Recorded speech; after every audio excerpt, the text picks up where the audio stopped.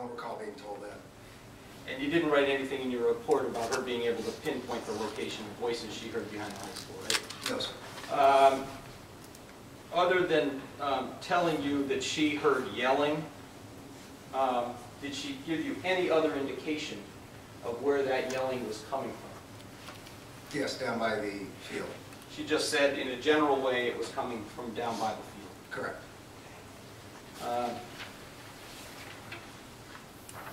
Thank you very much.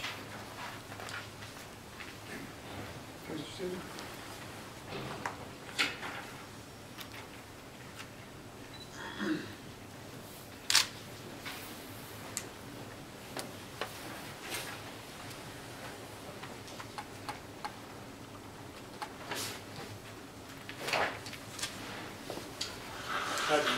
Edwards, good morning. Good morning, sir. You indicated, I think on direct examination, that you arrived at the high school field at around 2 or 2:30. Yes, sir. Is that 2:30 in the morning? Yes, sir. And when you arrived, sir, is it fair to say that there were a number of other units from the state police that responded as well as yourself? Yes, sir, that's correct. And that would be from the investigators, homicide detectives from the Suffolk County District Attorney's Office, detective unit of the state police? Yes, sir. And as well as other units of the Suffolk County District Attorney's Office. State police detectives were also called to the scene as well, right? That's correct, sir. In fact, you were assigned to the white collar unit, and those detectives were sent to the high school too? That's correct, sir. As well as members of the drug unit were sent there as well. Correct. And you're aware that various units from the state police crime scene services units were responded? Yes, sir. State police air wing Yes, sir. and firearms identification units. Yes, sir. And it would be fair to say that once you responded and the other state police detectives responded to the scene, that the direction and control of this investigation was in the hands of the state police. That's correct, sir. And you, as part of your duties, and as you said, that you work in the, that you participate in the homicide investigations as well as your primary responsibilities in the white collar section. That's correct, sir. And you were out here that day to assist in the homicide investigation. Yes, sir. When you went out there that day, that morning, you said you conducted a neighborhood canvass. Yes, sir. Did you do that with somebody? I was with Trooper Joel Balducci.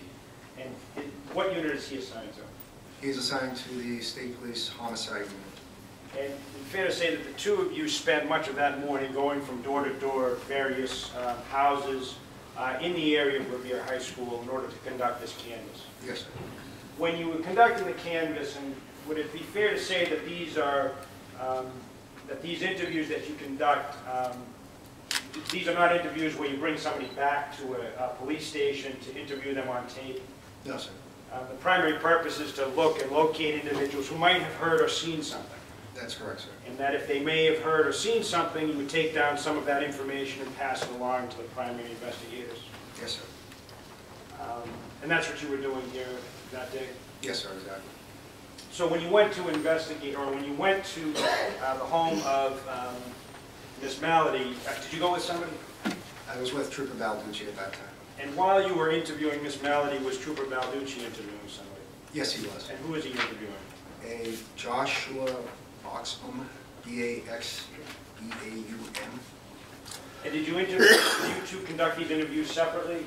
Yes, sir, we separated both of them. And that is because you wanted to find out what each of them said independent of the other? That's correct, sir. And that's what you did in this case? Yes, sir. And when you interviewed Miss Malady, were you, did you have a tape recorder? I believe I may have. I'm not sure. Did you tape record the interview? No, sir. So you're not sure if you had a tape recorder with you, but you, in any event, you didn't tape record this interview? No, sir. And you took down some notes about what she told you? Correct. And again, your note-taking at that time was not designed to be a verbatim transcript of everything that she told you? No, sir. And when you interviewed her, you hadn't spoken to any of the recipient witnesses at the scene? No, sir.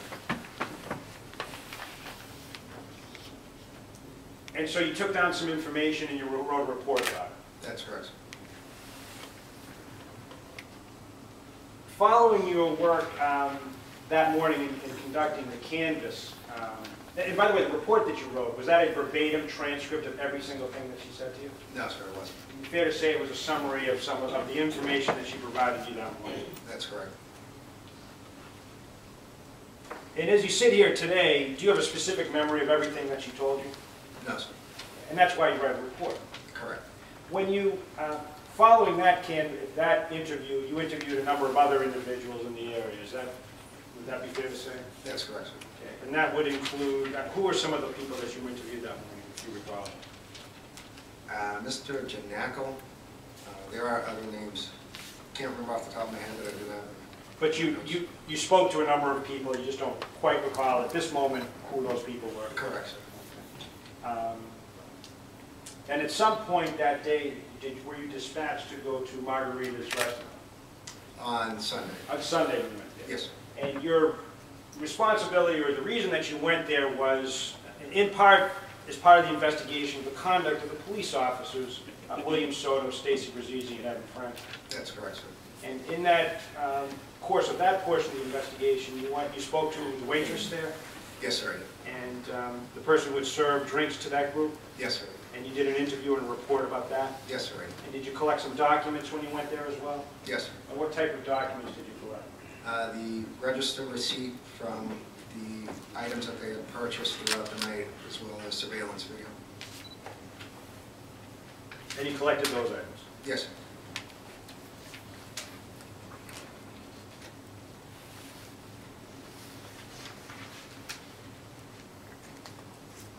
And did you continue over the weekend of the 29th, 30th, and into October 1st, participating in a support role in the investigation into the death of Daniel Talbot? Yes, sir, I did. And was that investigation that you were involved in, whether it be investigating civilians or the police officers, was under the direction and control of the Massachusetts State Police? Yes, sir, that's correct.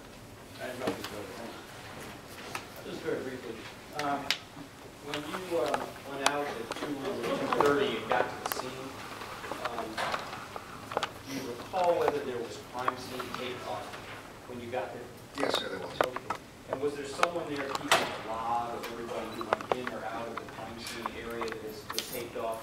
I don't recall. Did you have to sign in when you arrived at the scene? I don't recall. You do recall, though, when you were there were quite a number of Revere police officers involved, right? Or present? Yes, sir, that's correct. Present. And did you yourself go within the crime scene tape when you got there? Yes, sir, I did. And did you assist in searching for evidence inside the area of the crime scene? Yes, sir, I did. Did you participate in the line search? Yes, sir. And a line search is a search for evidence on the ground where you walk arm's length apart or something like that to look for evidence, right? That's correct. And that's not something you do quickly, right? You got to look carefully at the ground, right? I'm sorry, can you repeat that It's question? not something you do quickly. It's something you take your time and you're as deliberate as possible to look for evidence, right? Yes, sir, that's You're correct. trying to find everything out there that you can see, right? Yes, sir, that's correct. And the area, let me just show you a drawing.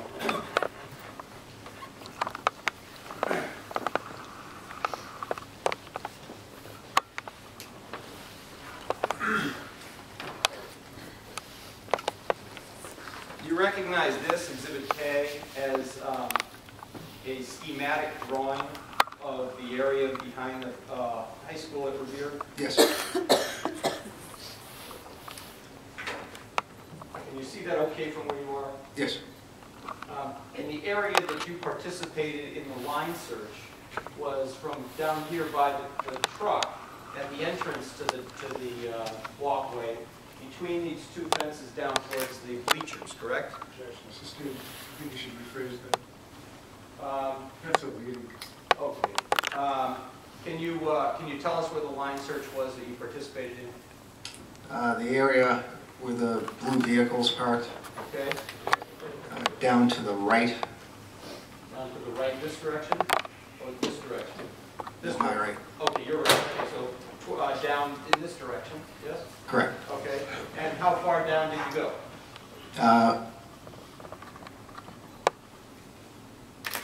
Did you go all the way down to bleachers?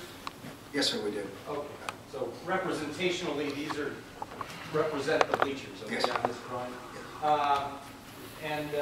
How many people were doing the line search with you? I don't recall the exact number. Do you remember any of the specific people that were doing the line search? No, sir. You recall that some of the people that were involved in the line search were Revere police officers. Possibly, yes. And do you recall whether you had sufficient people, personnel there to do a line search? Yes, sir, we did.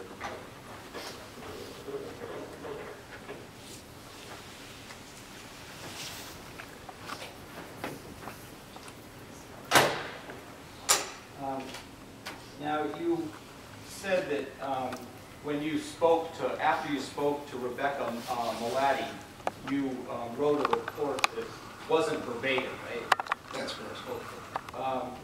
But